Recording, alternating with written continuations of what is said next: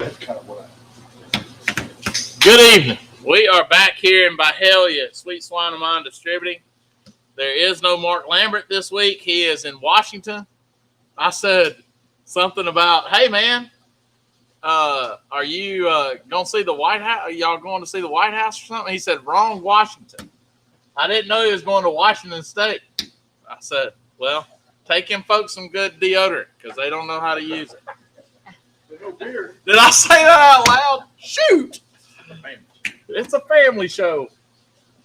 But tonight we do have a special guest host, and he is right here beside me, Mr. Eric Hodson. How are you? Thank you for joining me, bro. Thank you for having me. Man, yeah, your family and have always been a good friend of the show. Y'all not only sponsor the Popsicles and Prayer version of, a portion of our show, but has always been a good friend to us and a good friend of the show. So glad to have you. What are we doing tonight, man? I'll let it be up to you. So what are we doing? Well, we thought we would have more people here. Yeah, I guess if Lambert's not here, nobody wants to come. That's right. And nobody. I see who people like. Yeah, there's normally a good sized crowd out here, so we had the intentions on doing smash burgers. Yeah, which is one of my favorites to cook. You know, that's right. If we're gonna, everybody loves burgers. Yep. Summertime. Right. It's the beginning of summer. It's been hot down here in the south, so it's felt like summer for a while. Yep. But it's the beginning of summer, and what do we do down here? We cook outside as much as we can, so it won't be hot up in the house. So it won't be hot in the house. So, that's right. One of my favorites is the smash burger, and everybody has seen these TikTok videos or the Facebook videos where everyone's doing these stuffed sausages with cheese or whatever. So I picked up some bratwurst two of my favorite and some smoked Gouda. Yeah. And we've got some smoked Gouda, bacon wraps, stuffed bratwurst. You said bacon wrap sausage. So we've got some on the grill, and then we're going to show the audience how we prepare them. So okay, we've got time, and we can. And German's here. G-Man's here. G-Man's here. He is doing some benuelos, which is benuelos and yuca. And fried yuca. And if you don't know what yuca is, when it's fried, it looks like a French fry, or that's what it looks like. It looks exactly like a fry. The texture of it's fantastic. It's very light. It's fluffy on the inside, but crunchy on the outside. It's almost like if you would roll up phyllo dough and fry it, all the layers of it. And that's what I was thinking to say. It's layered, and you don't have to put flour on it. You just put it right out of the can and fry it up. It's so much better than the potato fried. Oh, yes. Let's see who's on the chat. 2 G's with no cheese, Greg Snyder and Jody Davis. The good preacher from Jody Davis. One of those guys is one of my favorite people, and it's not Greg. So you really like Jody Davis? Yeah, I love Jody. Jody's the man. Jody is the man. Greg's the man, too. I'm just picking. Jody won the AR-15 that we raffled off for one of the SCA members that got COVID early in COVID. Early on, that we helped out, and Jody was one of the guys in Laurel, Mississippi at Jamie Cooley's Cook. Did not realize on that. New Year's, Jody bought one of the tickets day of and won that gun. Golly. Great guy, man. One of my favorite people in SCA. Greg says, thanks, Eric. You're welcome, Greg. We love you, brother. Sandy Brown's watching tonight. Hey, also, Greg, man, I hope your back gets to feeling better. Yeah. He's got having some back problems right now. You need just it's never good with back problems. You can have it. Oh, I can? Yes. Well, these are freaking gone. Is this the whole can? Yeah. Uh-oh. Oh, he went early? I'll get one of the smallest. Yeah. They're more crispy. Oh, they're so good. Oh, it is good. I need to order. He turned me on to him. I can get them at the international store where I'm at. I just came back from the Dominican Republic, and I'm telling you now, they go, "Do you want this?" I'm like, "Yes, I do." Yes, I do. I have Jody little says- experience. Jody said he'll never forget getting woke up that night in Laurel by Eric. He was being the godly man that he is, and he went to bed early, while us heathens stayed up a little later Imagine that. and had a little party. And he had his A game on for the next day. Cooking is what it is too. But we did the whole pepper roaster with with all the tickets in it. Yeah. So we cranked it. We had tons of people that donated to the cause and to win the firearm. And when I called the number, it was dead silent. Everybody was hoping It was like their number. Allen at an SCA contest. Right. Yeah, exactly. And I said, I know who this is. And I know this person bought this ticket today. And then half the people in the crowd go, oh, because that took out about half of it them. took out about half of them. And then I said, so that took out the next half. Uh-huh. And then I said, unfortunately, they're not even here. And everybody went, oh, damn. It took out everybody. It took out everybody. I said, well, we're calling them live. Yeah. And I don't know if I woke him up, Yeah. but he was right there at that nap. But he was real happy that I called him. He said, still have that AR as well, but have yet to shoot it, he said. Well, I tell you what, I'll double your money on that right now if you ever want to part Jody, did you hear that? double your money. Sandy Brown says the ancillary in Wisconsin this weekend is anything brats. So speak slowly so I can write down the recipe. That'll be easy. We're going to prep one here in a minute, and then Show there's you some how on the it's done. pit that are about ready. Yep. So we do have the Gateway drum cam over there, and we'll show you that real quick. See, we got those bacon wrap bratwurst, cheese stuffed, of course, inside that Gateway drum over there, powered by B&B charcoal, and it's been rolling pretty good for a while. Let's see what Eric might be able to show you over there. Holy smokes. Man, yeah, that looks good, brother. They're about done. We'll come show everybody how to prep one, and then we'll pull one off. One. Yeah, just one. Why just one? Yo, cuz. Or 9. Yeah. So we got the Gateway drum cam over there. We'll bring y'all back to that when he's pulling those off here in a little bit. But so Eric, we had I haven't seen you since Memphis in May, I don't guess, but man, I want to talk about a little bit about you and your wife Candace. Y'all travel a lot. And we were talking about that for food earlier. Y'all travel a lot for food. That's right. And have some experiences that y'all document on your Instagram and what's it, Hodson The Hodson Globetrotter. Globetrotters. I knew that's what it was. So what kind of places, and I saw the Iceland, and but what food has really like, whoa, this is awesome? In Iceland. Well, not necessarily in okay. Iceland, anywhere. Well, we've been woed everywhere we've gone. Oh, Whether that's it's good. good or bad. Yeah, I get you. We'll start with Iceland. That was our recent trip. Yeah. Iceland was a trip of a lifetime. It Yeah. was in the middle of winter. So who goes to Iceland in the middle of winter? Yeah. Do y'all My like wife throw and I. darts at the map and go, let's go to Iceland? No, here's what happens. And this is exactly what happens. And she's looking at me, so I'm going to tell you exactly what happens. She is looking at it. She catches me in a vulnerable moment. Uh-huh. And she'll say, I want to go to Iceland.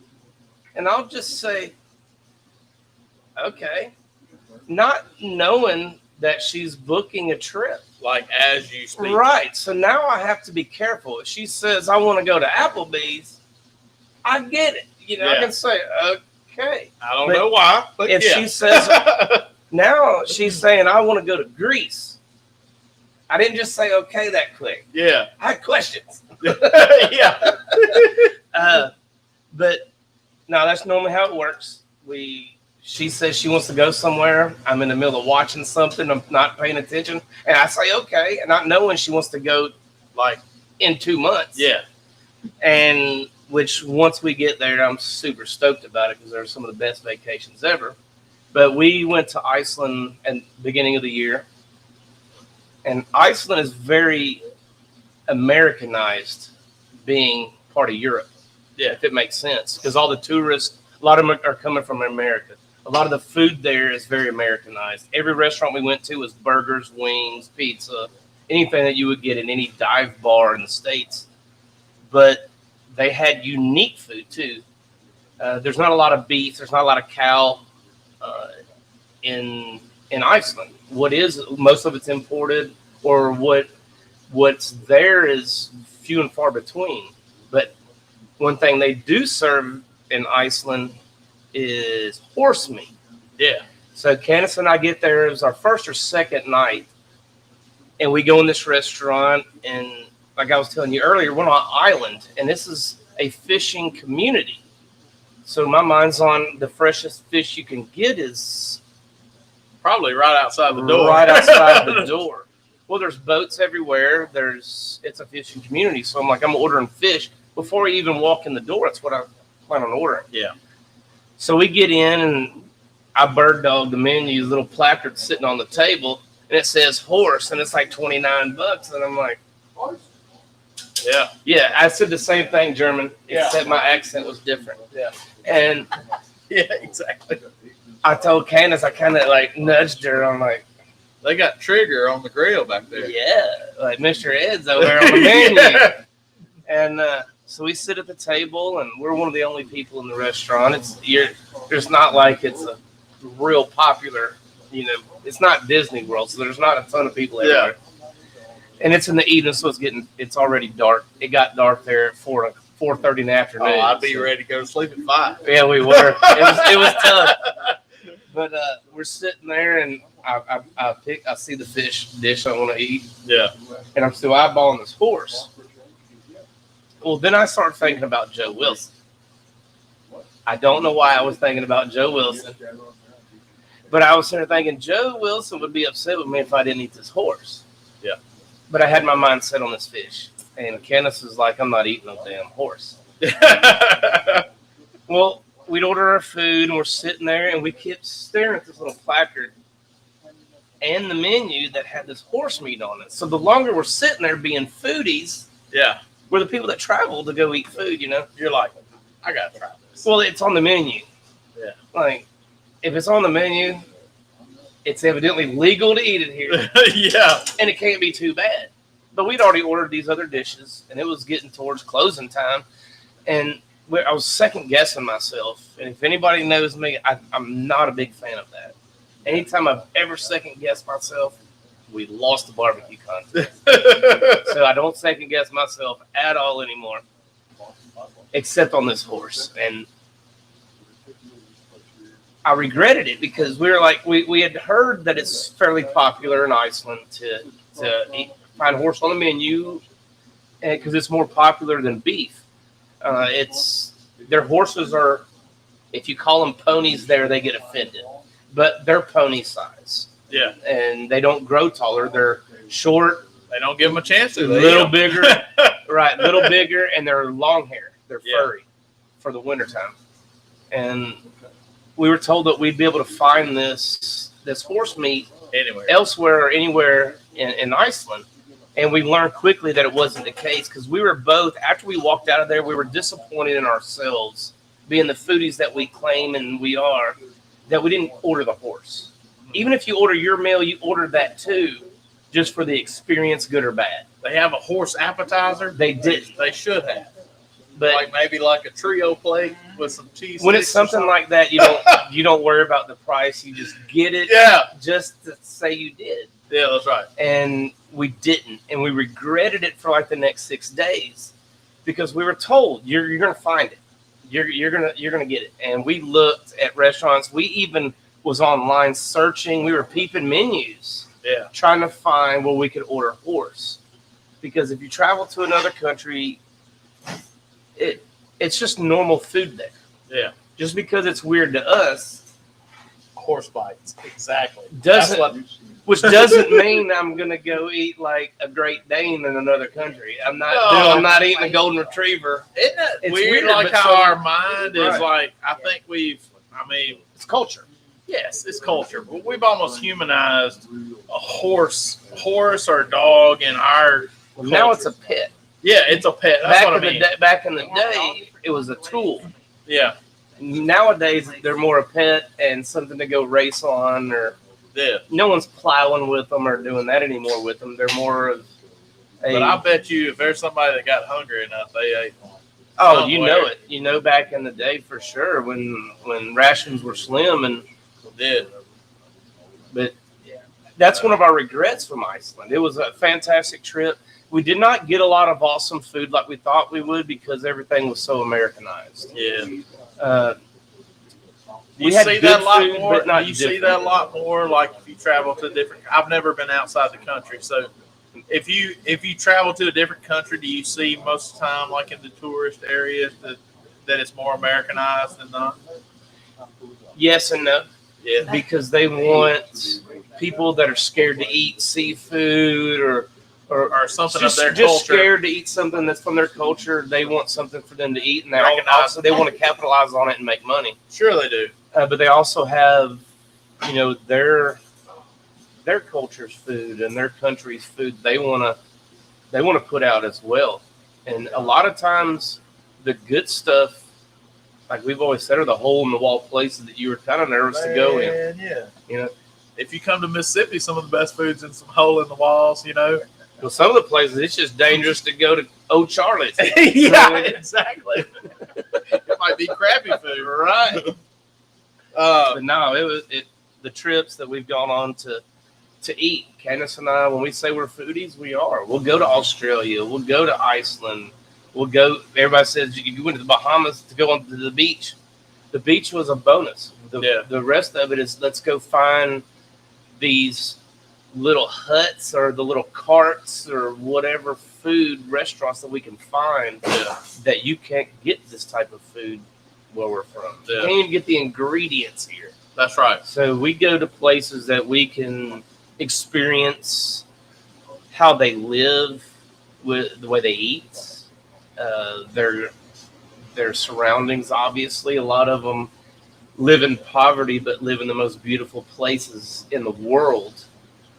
But they know how to make awesome food because they've had to survive on what they And can I don't know how much you've experienced that, in the places you've gone, but also like our Mexican friends, almost how they present it to you, or they just have such joy in their sharing their culture and their food with you.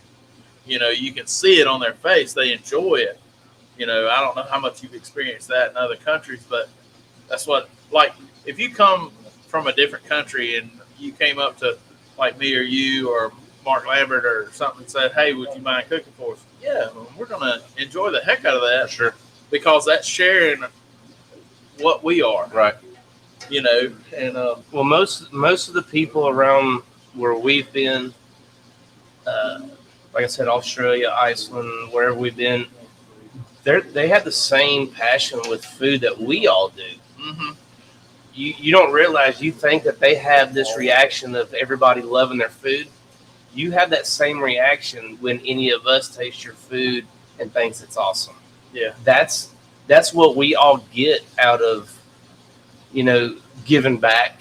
We've all become successful in being great cooks, good comp cooks. Some of us have decent seasoning companies, and it makes us, the reason we do most of this is because we love to see the smile on the people that are eating our food. Yeah. when any of us turn out a product, no matter if it's a hot dog, a whole hog, a bowl of spaghetti, or no matter what it is, if someone takes a bite of it and they smile and go, Yeah. "Whoa, Yeah. damn!" And it doesn't matter Yeah, if it's your family, That's right. if it's your neighbors in your cove, if it's whoever, That's right. somebody in your backyard. If I'm cooking something for you, it's not that I'm looking for that, but also there's a sense of like gratification That's it. that you get when you see somebody's face after they've tasted something that you put so much work That's and passion into. And so that's just common nature for, Yeah. I mean, you know. Yep. Matt Overson is in the house. Princess is in the house. All right, look. Jody Davis says, think how hungry the first person was that tried some of our favorite delicacies: oysters, greens, and then he says horse with a question mark. We were talking about that earlier. You know, like the first person that wanted to eat a chicken, probably. Well, the first person that wanted to eat the chicken was one thing. Yeah. But then that chicken, before they ate it, laid an egg, and everybody stood back and said, "Nope, What am I gonna do with that? Someone double dog dared them Yeah. to crack that first egg Crack it and fry it. and see what happens if you eat the inside of Yeah, it." that's right. And then the best food on the planet, called the egg yolk, That's right. happens. So That's right. First And then person hungry. Second person is. what would Maynard? I mean, what would Maynard do if there was no such thing as eggs? We would just. I mean, there'd be Maynard would not even cook. Matt Overson says we are heading to Mexico Wednesday, and I'm searching for them hole in the wall places.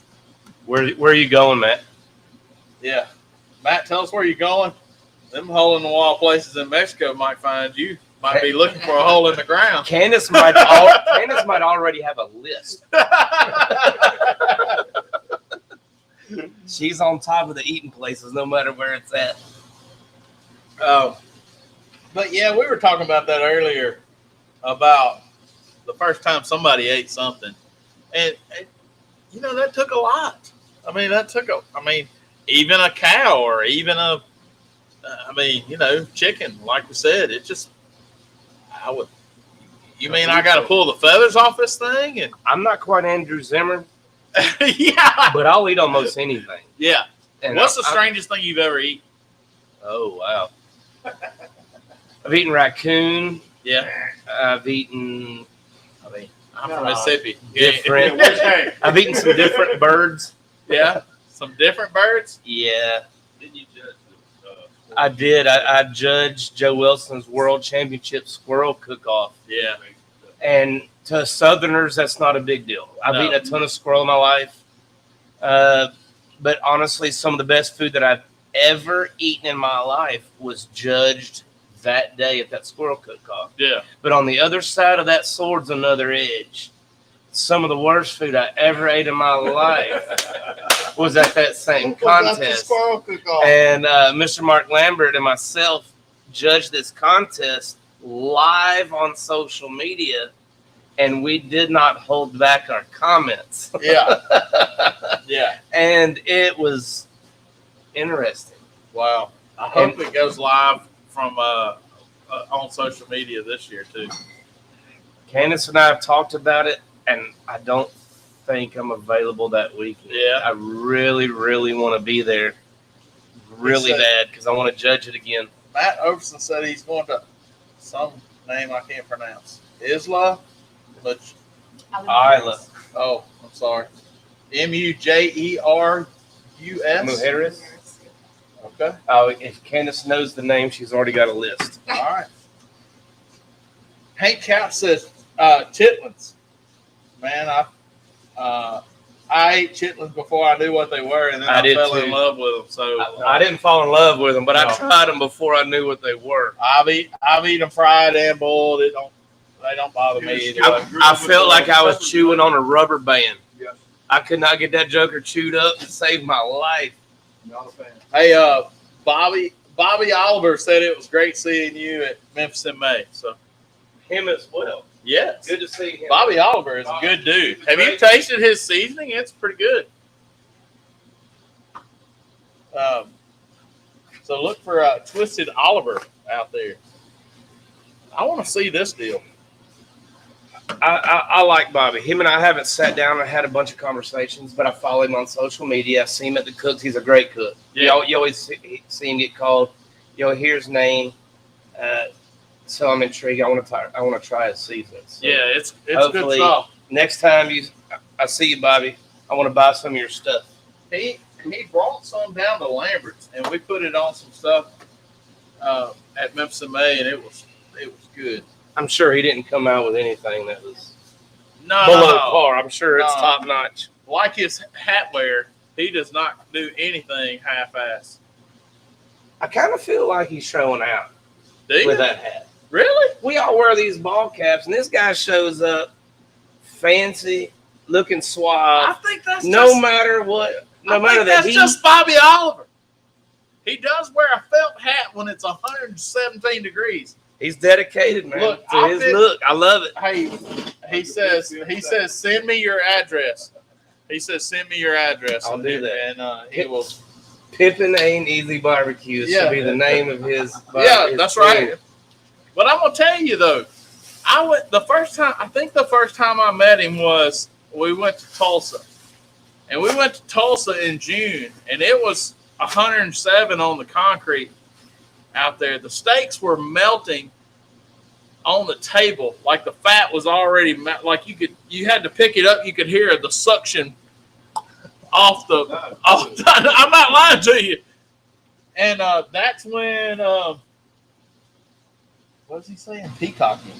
Oh, that's what he's doing. He's peacocking. That's what he said. And so I met him out there. He had that felt derby hat. Is that what it's called? Derby hat?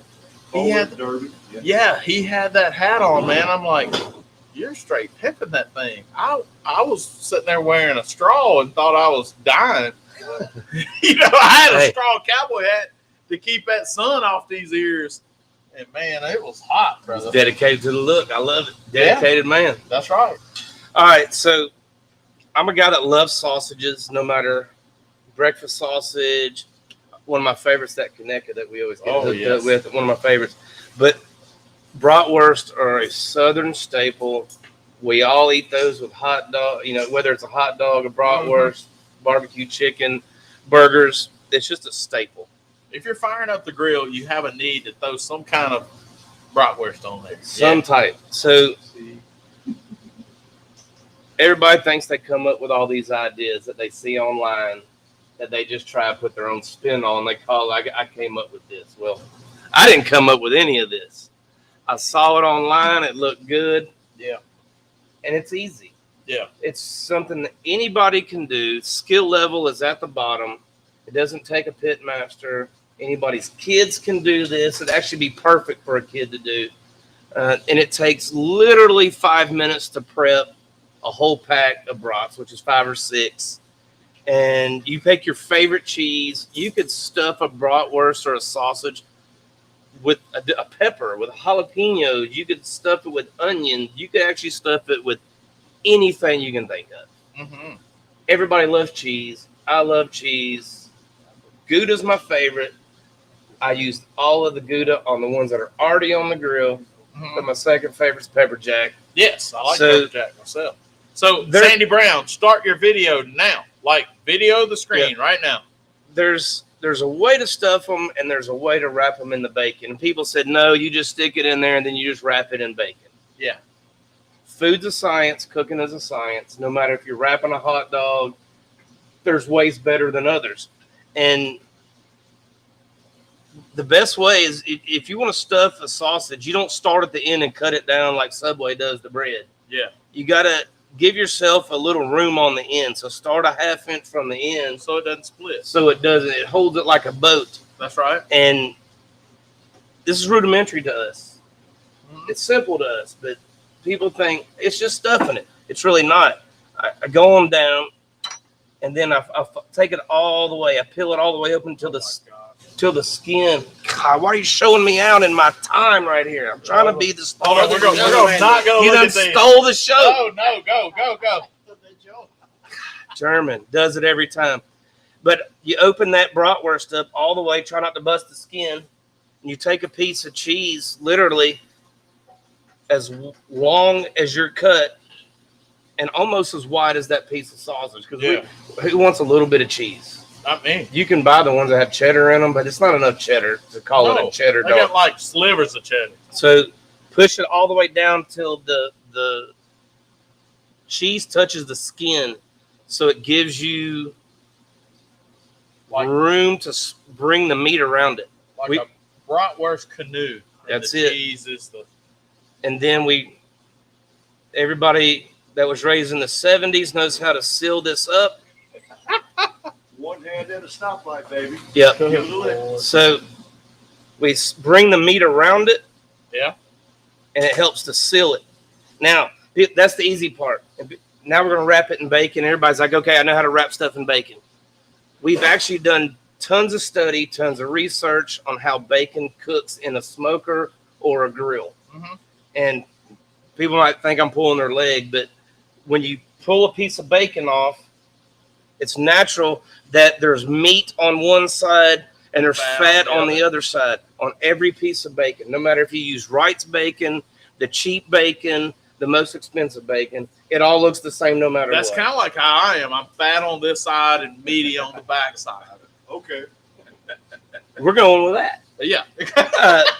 But when See, you're the cooker, I'm the comedy. there we You gotta go, go with this. we're going with it. All right. So Dean and Jerry. when you wrap anything in bacon, people think I'm going to feed my neighbors or my guests the best food I can get. So I'm buying prime beef or I'm buying Wagyu beef. I'm going to wrap it in Wright's bacon because it's the most expensive pack. It's the thickest bacon. And that's the complete opposite of what you should do.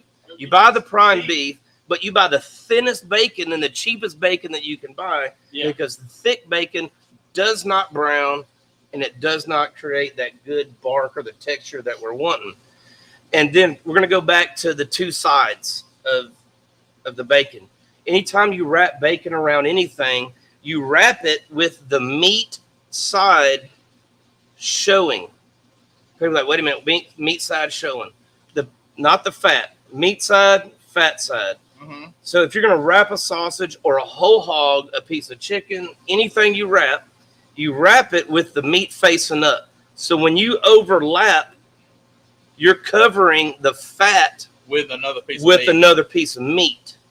So Never thought about that. So as you look at it, you're going to have a little bit of the white showing or the fat, but you want the meat showing. So even if you have to use more than one piece, meat side up, overlap it a little bit, but cover your last piece.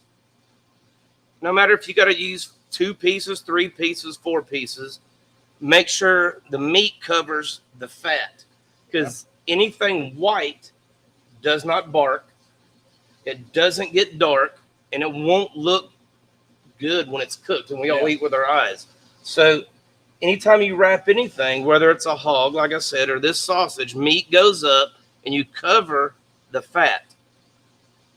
That way, when it cooks, that meat will turn the color that we're all looking for. Yeah. Cooked bacon, mahogany, and it's going to look beautiful. If we wrapped it the other way, I'm going to take this last piece off, and I'm going to turn it over where the fat's sticking up. You would cover up the meat. You would cover up all your meat, and then your food's white. That's not going to bark. That's never going to look done. No matter how long you cook it, it's not going to look done. Yeah. So meat side shows every single time. Marcio says too much playing with the sausage. The funny thing is this is Marcio brand sausage.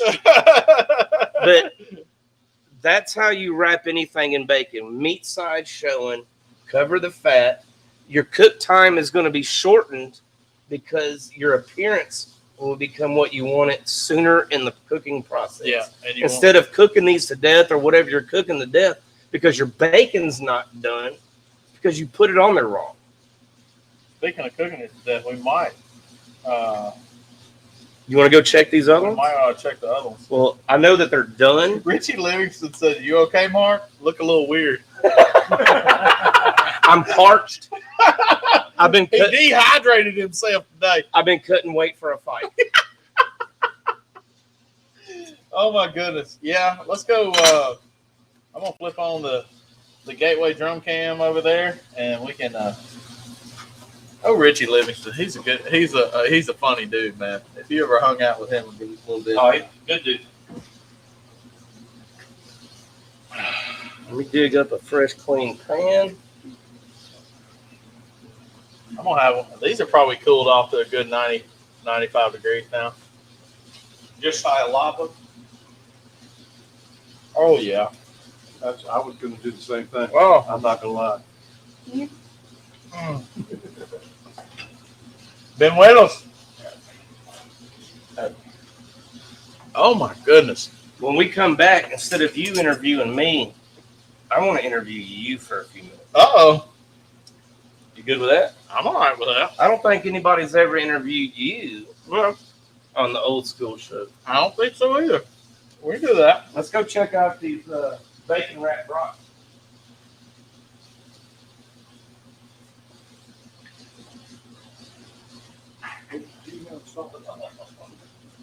Yeah, with the Halloween songs, yeah. Yeah. For one, they're perfect. Oh, boys. They looking good now. Hope it comes through on the screen. Hope it don't. They look dark. That is the perfect color to make for bacon to be done. Notice very little cheese came out with the way we wrapped them, the way we placed them on the grill. Obviously, you want the split size up. I don't know if I'm getting any volume over there.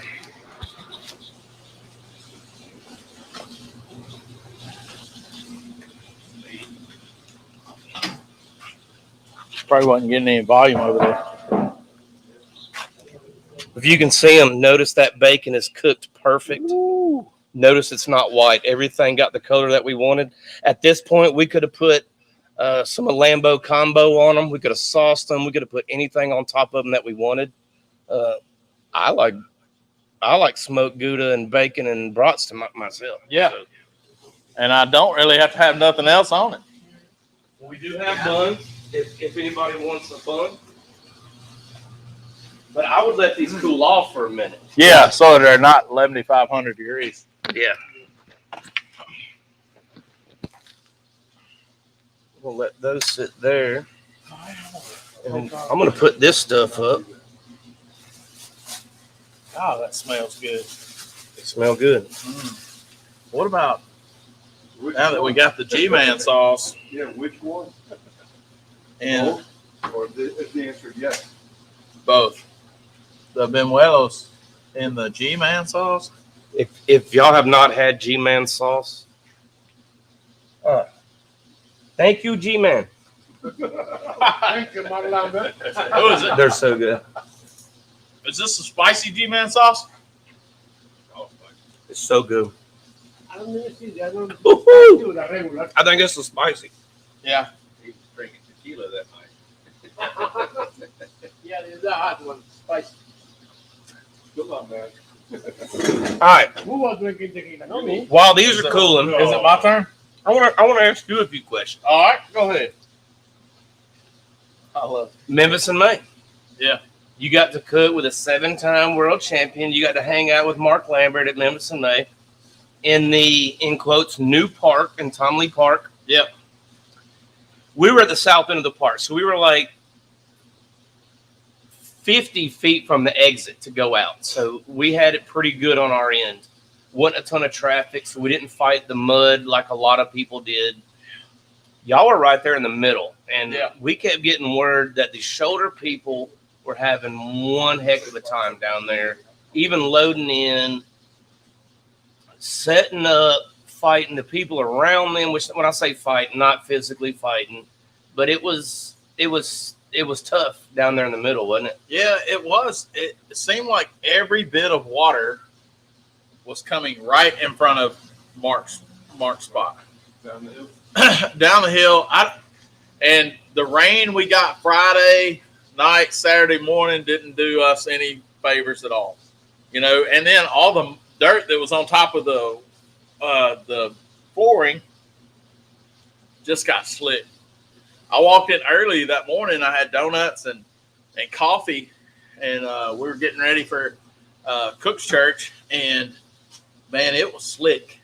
It was real slick. And a guy walked past me, and he had a wagon in his hand. He said, "Man, do I need to?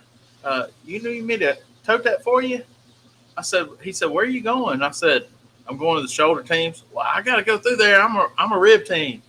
I'll haul it for you. Maybe you can walk a little bit better." And I was like, "Cool," because I had like a Dunkin' Joe box and a bag full of donuts, that kind of thing.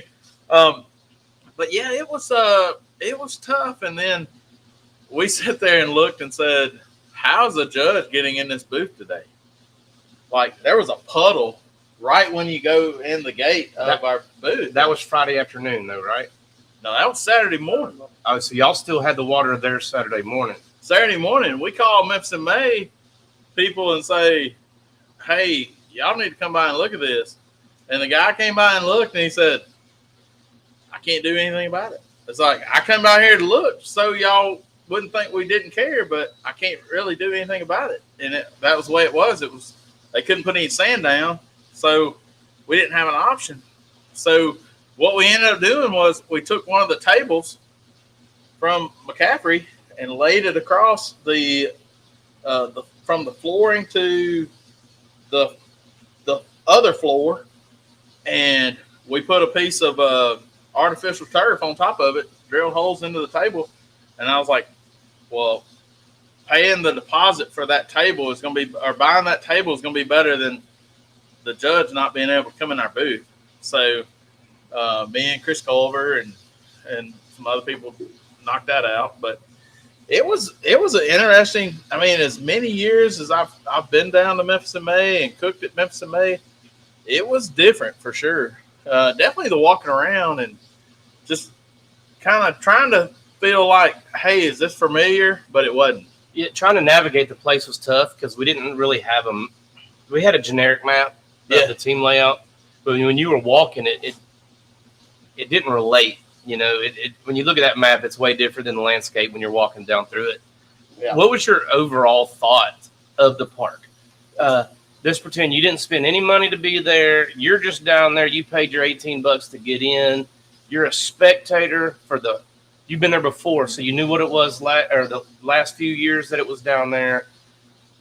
And you saw the new layout, and we know, obviously we got to grade it on a curve because it's not finished. Yeah. But what was your opinion on it? I thought, hey, it's going to be a nice place when it's finished. I'm not saying now, to me, like if you look at the park in general and say Memphis in May was the only reason how that place makes any money at all, and you mess it up for that, I wouldn't have done it myself. Right. If I was owner of Tom Lee Park, I wouldn't have messed it up because you took out about half the teams. Yeah. But you think about it, it is a limited number of teams, but it was the best of the best. It was the best of the best down there, and it really was. And the competition was really close, and you could tell. I mean, we had a good day, and when you sit there and like Lambert, he puts on 10. 3 10s across the board on site, and you don't get a call. I mean, you just about had to have a perfect score. Yeah, to get in. 100%. It was so tight this year. They cut the teams down, but obviously they had to because of space. But last year we were fortunate enough to be second place. Yeah. In whole hog, and we were 0.66. I'm just trying to put something into perspective for people how tight this was this year. Last year we were second place whole hog. We were 0.66 from Grand from tying. No, from Grand. We were 0.65 from tying. Yeah. It's 0.66 from Grand, and was second place. This year we were 6th place, and we were 0.34 from tying our good friends Dusty and Scott at hometown for first place. They got first place, right? 0.34, 0.34, and that's from first to 6th. So 6th place was closer than first to second last year. Correct. Wow. So when everybody's like, man, y'all only got sixth. You're pretty. Yeah. Yeah. We only got sixth. Yeah, But that's our hog, if the coin would have been flipped the right way, that hog would have been grand champion. Yeah. You know, just anybody in that top 6, 7, or 8 in that division or any of those divisions could have won the whole show. Yeah. It really came down to one judge and that number right behind the decimal point. That's right. You know, It if was you want to get very down close. to it. Oh, So, yeah. we're very, very happy to be sixth, Yeah. especially in that group of people. Anytime you walk the stage there is fantastic. But when you're less than a half a point Yeah. from winning the whole thing, even though you're sixth, you've Well, got if to you be look pretty at, stoked. I mean, you look at teams like that were in the top 5 or top 10, and you know, Marcio, Hog Addiction, they've been grand champion all year. They were hot coming in. I mean, you know, came in 9th place. That came in ninth shows you. place. That shows you the top 10 at Memphis and May. The people that walk the stage, people think, well, they only got 10th. Yeah. They did get to walk the stage. They didn't get the big trophy, but that 10th place hog could have won if this judge would have sat on this table versus the one they sat on. Exactly. And 9 out of 10 times for the teams that have a product that can win Memphis and May, it's one in the blind box, and we all know that. All the teams are going to have damn near a straight 10 on site anyways. Yeah.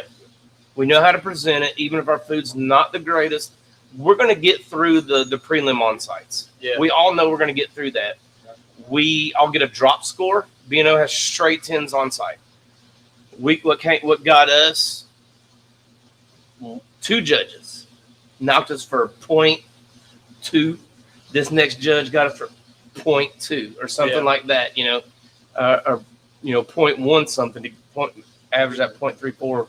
But it's so tight that one judge with one little sliver of meat can take you from 6th to grand championship. Exactly. 25,000+, tons of money in sales afterwards over one little bite. And that one judge knocked us on flavor. Mm. Really? Wow. I'm sorry.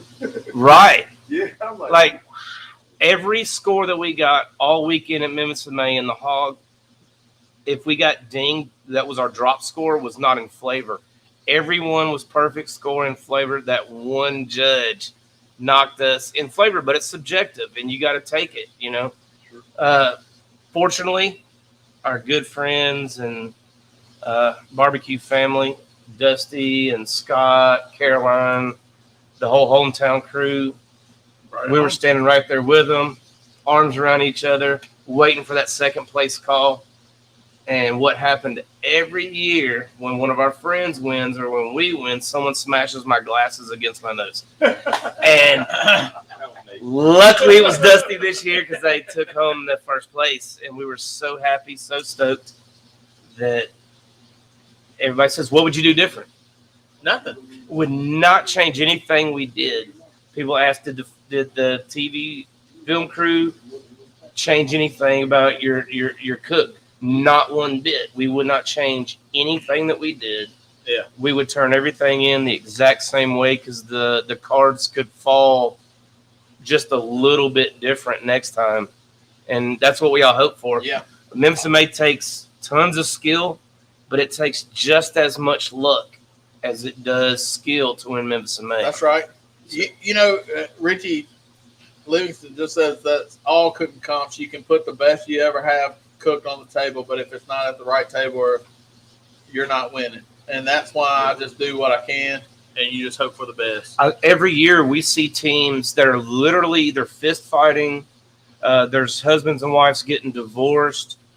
Teams are splitting up. I'm never cooking this again. I'm never doing this again. There's tons of excuses. But Myron Mixon doesn't win every year. Melissa Cookson don't win every year. Mark Lambert doesn't win every year. Boar's Night Out's never won. We'd have been damn close, but it's if anybody goes to Memphis in May expecting to win, for one, they're fools. Yeah. Hoping to win, praying to win, whatever you do to hopes to win, it might be your thing. But if you go expecting to win, you're in the wrong deal. You're in the wrong sport.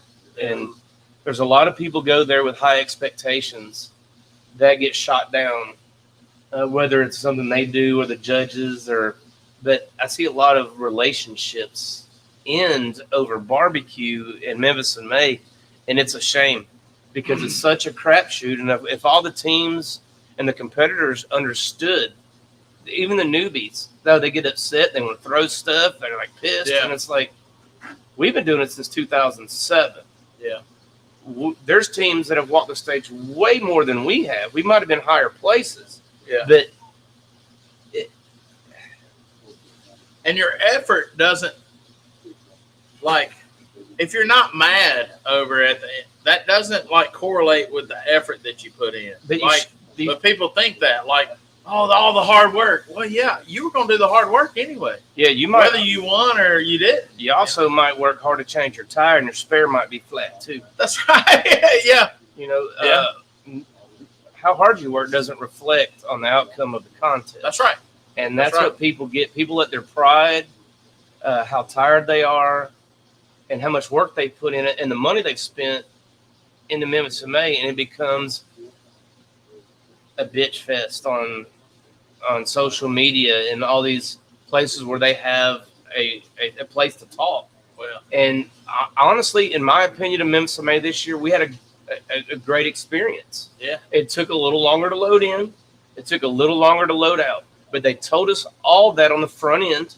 be patient. Be patient. And the people that were patient got further ahead than the people that bitched and complained the whole time. Well, what good? And this could be a life situation. What good is that going to do? Like, me being angry is not doing anything except raising my blood pressure. The logistics people did and the transpo people did the best they could with what they had to work with. They always do. Yeah. There's always going to be the people that bitch and complain and throw a fit that they're basically more important than everybody else. My stuff needs to be in because my tent needs to go up. But heck with the other 135 people. Yeah. And there's the same people that complain every year. Yeah. We were super patient. We worked with the people, the forkers, whatever they were called. Yeah, And that's what they call it. Sounds like that's what they were called, and that's what they're called, their hotline. And we sat back and we were patient. Our stuff got done. Nothing was torn up. Everything was the way it should have been. It just took a little longer. Yeah. Understandable. We were at the other end where we were not crammed in the middle of everybody, so we were fortunate and lucky for that. But there was a lot of people really upset and bad-mouthing Memphis in May. But they're the same people that complain about everything. Yeah. So, in my opinion, Memphis in May did a great job to me. They took what they had to work with, and they did great, in my opinion. Yeah. You know, there's always going to be those people that complain. That's it could right. have been perfect. It could have been dry with no dust, Yeah. no rain, which you can't have both. And they could have paid to 25th place, and someone's going to complain. In my experience of being there since the early 80s, we had it as good as we could get with that layout. Yeah. It was tight. You didn't have to sign up. They said before you even signed up, we have They knew what it limited. was gonna be. We had limited space. It's going to be muddy. It's going to be expensive. The people that were there didn't have to be there. That's right. So the people that were complaining need to look in the mirror instead of pointing fingers, yeah. because they could have opened up a spot for another team to cook that was grateful to be there, That wanted to be there. that wanted to be there. So, That's and right. I know Brandon and Michelle O'Gwen, great barbecue family. Not only do they run the judging tent at Memphis in May, they work their butt off. Mhm. Did they need to hear a bunch of people bitching and complaining? No. Not one bit. That's what they got. Yeah. And it's a shame. I hope Memphis in May has it down on the river again. I hope it's there indefinitely. Whether they have 250 teams, 150 teams, or 50 teams. When the paperwork comes out, sign up early. That's right. Don't make excuses. You know, That's right. Pay your money. That's Get right. Get yourself in. a lot of big name people were not there this year. Some were not accepted. don't procrastinate next year if it's down on the river is all I can say. If you want in and you didn't get in, pay the first day. Yeah. The people that pay early, no matter if you're a big name or a no name, getting in early and paying your money is going to make a big difference. So, Yeah. But I think these things are cooled down enough to Yeah. not let the top of my mouth hang. Yeah. Let's see what's happening here. I'm going to dig one of these plugs. I'm gonna get like a fork and a knife, and not maybe go for the. You're going bougie. I'm eating my Snickers bar with a fork and a knife. All right, good story about fork and a knife. Alan and I have cooked every category at Memphis and May. Hog shoulder rib. The last time that we did whole hog, we were right next to the shed. When I say last time we did whole hog, that's before we transferred to rib and then shoulder and then back to hog. Yeah. The shed was filming a show with Michael Simon right beside us, and Big Mo was across from us, and there was Myron was on the other side of us. Remember, the very end didn't have the cheese because we only cut the tip of it. But I'm good with that. what That were first part. what we're just talking about is possible train of thought talking about your Talk. Yeah. You said Myron. Byron, Mo, That somebody was doing a show with Chef Simon. Michael Simon. Yeah, but you got me. I got all thrown off on that sausage. I'll think of it here in a minute. Did it? Yeah. Yeah. Looked like a good bite. It was a good bite. He's right. It didn't here I'm getting a little bit of cheese now. There you go. Y'all come up here and eat too. We do have buns and just break it apart. Oh yeah. Al Smith. I got your hat. That's good right there. I got the pepper jack one. There's Gouda ones in there somewhere. Hey, Dusty's got food too. Yeah, Dusty's got chili. Yeah. And I want a yuca. Mm. Let me have a little bit of yuca. And then Ooh, sausage That- on and the that- bun with the yuca. yeah. That's like an Atlanta variety. But they got dough and not that. Are you talking about bratwurst on the You gotta put, G-Man sauce on the bratwurst? Oh. Yeah. Yeah. you know that's good. Uh-oh, I ain't good enough. Oh, that's good.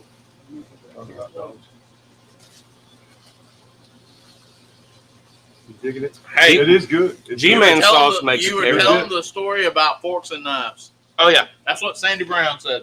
man. That's why we sponsor her, because she remembers everything and we don't. Yeah. And she's the best cook ever. But we sat down. First judge comes in. This lady. We take her up on the pit. We show her the grill. We go through the whole spiel. That's why we cook on these backwoods. This is what wood we use. This is the charcoal we use. And then Bob and Alan send her down to me. Yeah. Sends her down to the Vulture. Yeah. So Bad boy barbecue. the bad boy. So we sit down at the table, and I'm going to start talking to her about sauces and rubs. I'm telling her how to get from point A to point B on this hog cook, right? Yeah. How we got from that cooler to on this table right now. And she interrupted me and says, do you have any silverware? I have an answer for everything, actually. Uh-huh. And I had to pause for a minute because I was dumbfounded that a judge at Memphis and May, which if everyone don't know is the world championship, the American Royal's cool, but they don't cook whole hogs at the American Royal. This is the most prestigious contest in the world. And a judge asked me for silverware. We had the same thing. And then to top it off, she was a vegetarian. What? She did not eat meat. So her goal was to chew this food up and spit it out. Nuh-uh. That way she tasted texture, or felt the texture, she tasted the flavor, and then she would spit it out. Negative. So back in this time of my life, I was a little more not caring. Yeah. Like I do now. Yeah. I had this in my mind the whole time she's telling me this because I knew we'd lost. Yeah. There's no way you're granting Memphis and May when a judge wants silverware and doesn't eat meat. So I'm furious, and That'll be the something they tell you right off the bat. Right. Like I would have changed. I would have asked for another judge. At that Well, literally the thought in my mind instead of feeding this judge because at that point I really didn't care. Yeah. You know, on TV or the cartoons when one stands up and they grab the tablecloth and they go boom Oh, the Yankees. and try to snatch it out from underneath everything. That's Yeah. what I wanted to do, to Yeah. see if I could pull it off at Memphis and May, because they pulled off sending me a vegetarian that wanted silverware. So those are the obstacles that we've gone through at Memphis and May when everybody this year bitched about mud. Yeah. Yeah. Y'all complain about that. We're going to complain about being judged at the World Championship of Barbecue where you drop 25 G's to get judged by a vegetarian that wants to eat your whole hog with a fork. Yeah. That's what we've dealt with. She doesn't want to eat it. She wants to chew it around in her mouth and spit it out. Never loved a spitter in my life. Wow. This is a family show, Eric. TMI. The judges that spit my food out is insulting to me. It is. This chili looks like it ought to have some noodles underneath it. Oh. What if we put one of these stuffed brats on a bun and covered it in that chili? I think that's what Duffy Wally did. See, See, we're back here running our traps and y'all are eating the good. We already got it stacked, baby. See, Everybody back there's already doing it. yeah. I just Now took I'm jealous. I'm going Yucca. No, I'm not. No, I think I got the last one. I didn't know I did. Yucca got the last one. You got the last one. All right, so Nakia brought it up right here. Mm. He says, "Sorry for the emotional damage, permanent emotional damage, Ashley, for the grease burns." All right, so we're doing the hot wing competition, right? We're getting ready, and I'm over here working the basket. You know, I'm working the chicken wings, and we got one down, and we count them, and we need one more. And Nakia picks it up and just throws it in the basket. Grease comes up, hits me in the face and down my shirt, like. And if it wasn't for my beard, I would have a scar right there, no doubt. He's one heck of a guy. Yeah, he's a nice guy. and with the hot wings people you know Yeah. and love, and we love y'all too. And both of us are standing here. That's what you had to go Hey, but hey, when we walked up, when they called our Sweet Swine of Mine for that trophy and nobody else was around, that's why I went up there. I was like, I got scarred over there. I earned it. Yeah. I'm like, it wasn't my recipe or nothing, but I got scarred. Thank you, Nakia. Thank you, Nakia, for burning my face. So, Well, man, that chili is rock star. it's all fantastic. Yeah, man. Mm. Them buñuelos. Okay. That probably wouldn't be bad in chili either. Oh, it's real good. You could turn those into a dessert. Yeah. Yeah. Real easy. Shake them with cinnamon, sugar. You could stuff them with a piece of cheesecake. Yeah, With bad meat, What? with brisket. Okay. Brisket would be good. I didn't know what it said. You should bond beef. We got to have Jenny here to translate. I'm usually pretty good, but he started talking fast. So I'm out. Sometimes I don't speak German. Yeah, that's right. Which is Colombian. Which is Colombian. That's right. You speak firm? That's why no one speaks Berm. All right. Except Berm. It's kind of like speaking woo-woo. What kind of conversation would that be? Oh, my If gosh. Woo Woo and Berm were sitting beside Oh, each my other. goodness. Did you see the video? Did Mark send you the video of him accepting the World Championship Jambalaya? Which is unbelievable, by the way. Yeah. Congratulations to him. But, I mean, it was just all I understood was woo-woo and jambalaya. Yeah. The rest of it, didn't understand a single word of it. I didn't hear him talk. I thought they were just playing reruns of The Water Boy. Yeah. Yes, exactly. Woo, woo, woo, woo. And they Good went up stuff. to him and at T Wayne's the other day and says, and he was mixing up some jambalaya, and he said, stirring it over, and they said, "What's this?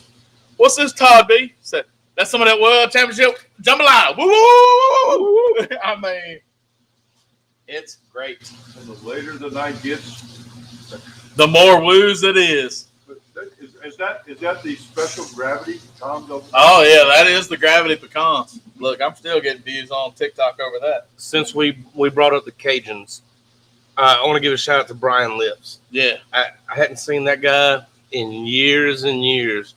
great And he's a fantastic guy, one of the best Cajun cooks that I've ever been around. And the last day, me and Miss May were walking up the hill. And I said, "When'd you get here?" Because he'd been there for like a day, and then he was heading back out.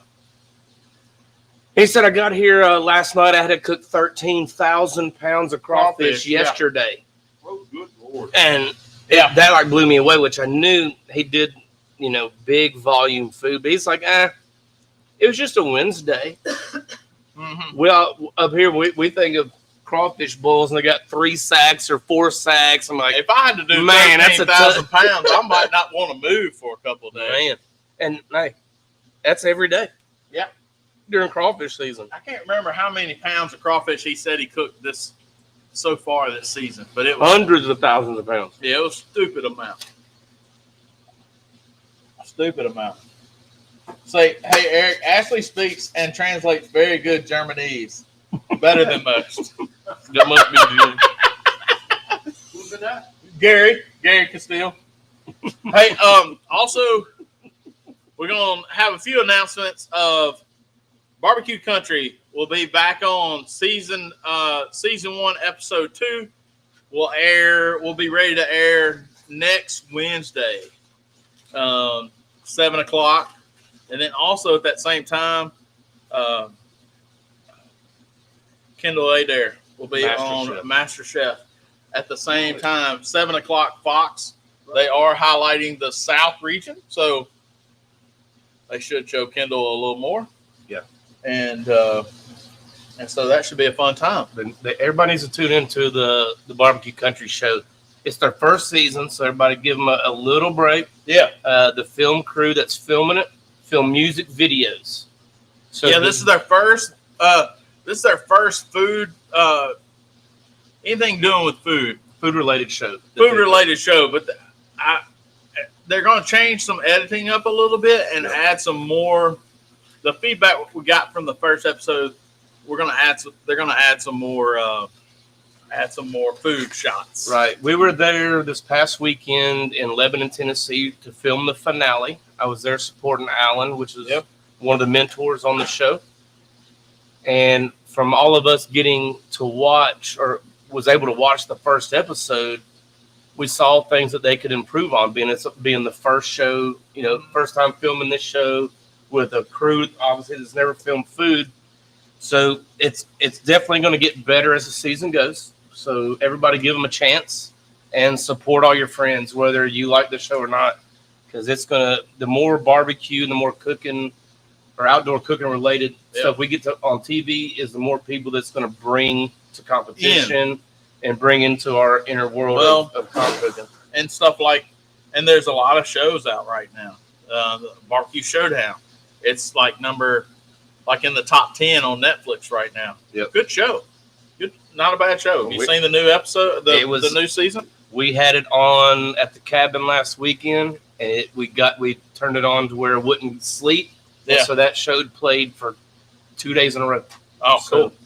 Yeah. Just in the background, just where we're hanging out. So, yeah. It was pretty challenging. They were cooking in the sand and had to cook some of their proteins underground and stuff like that. So that's definitely a challenge. A typical Memphis and May scenario. Yeah, exactly. So what else did we have going on? Mark and I are going to Round Rock, Texas next weekend for the National High School Barbecue Association Championship. I know Boys Night Out and White Light and kind of partner up and sponsor some of those teams there. We do. So just for the young people, they're not playing video games. They're not. This is some time they're learning team skills. They're having to communicate with people. These are all positive things for young people because That's right. these are all things that young people aren't doing these days. They're learning a life skill. They're learning how to cook, and they're learning how to talk to people and talk to each other, and not on a electronic device. Well, the couch kills more people than any sickness or disease ever. Yeah. Sit on the couch. It's not good. These kids they're outside. Yep. They're learning skills to eat. That's right. It's one thing we got to have to live. That's right. They're learning skills to provide for their families in the future. They're learning skills that I wish that I could learn in high school. Being from Memphis in the Sure. South, Wouldn't you love to have a barbecue team? and have someone else pay for it. Yeah. Who all wanted that? Yeah, exactly. But Alan and I teamed up with Roland from Poncho and Lefty. Last year we sponsored the Sanger High School team. There was 2 teams, and they were both state champions in their divisions, and they're in the high school championship. So this year, since there was such success, they had a line of students That wanted ready to to sign up. sign up and to start their own teams and to either join teams or start their own, which is fantastic. That's So right. we went from 2 teams to 5. So we sponsor 5 high school barbecue teams. Right. Down in Texas. And the reason we don't do it up here is because the kids up here they don't have the passion yet. Yeah, that's right. We're trying to get it. Lambert's been working with some schools around, and God, it didn't take long for these to melt out. we would support DeSoto County and the schools around here as well. But Texas has a lot of kids that are wanting to cook comp barbecue. Yeah. So we're supporting these kids. And this weekend's good sauce. this coming weekend's the championship. And unfortunately, we're not going, but y'all are going to represent DeSoto County and represent everybody down there. So it's 54 teams. 54 teams from 40 of them are from Texas. Then the other ones are Missouri, and I think next year their national championship is going to be in Missouri. They've signed up for Branson next year and Springfield the year after that. So they're going to move it around a little bit. But they've got a lot of teams from Missouri, and then also Indiana. There are some in West Tennessee. No, East Tennessee. That's what I was trying to say. And so it should be a fun time. We're super excited. We get to share the gospel with them twice during that time.